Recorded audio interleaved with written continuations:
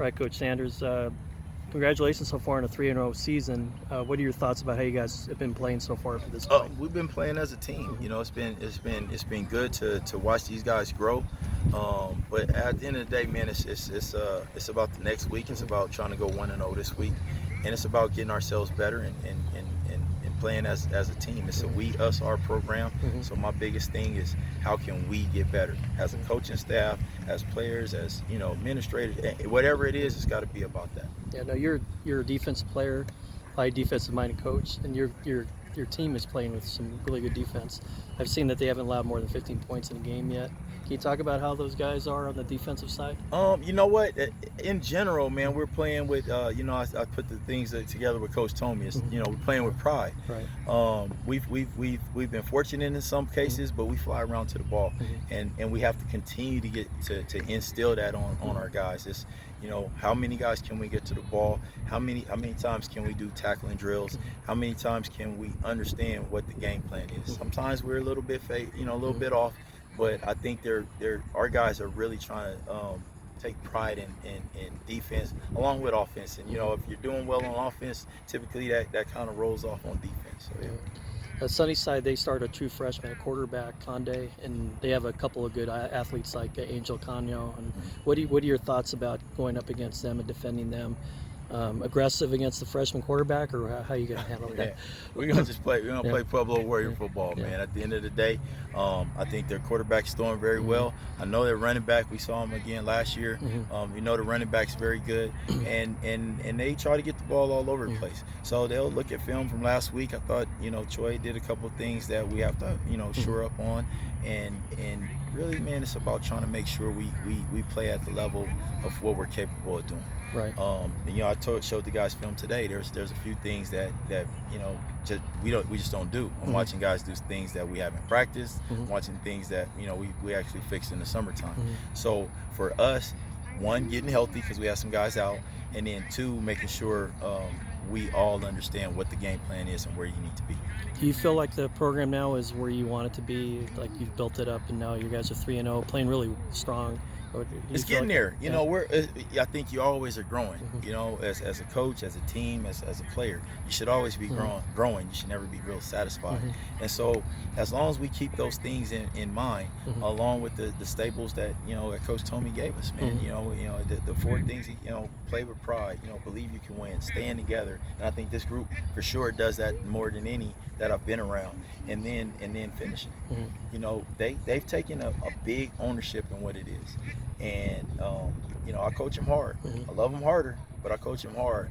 And so our thing is, can we? I think last week we couldn't react a little bit to some of the under the table kind of plays. Yeah. And so we have to be more disciplined. That falls directly on me as a coach.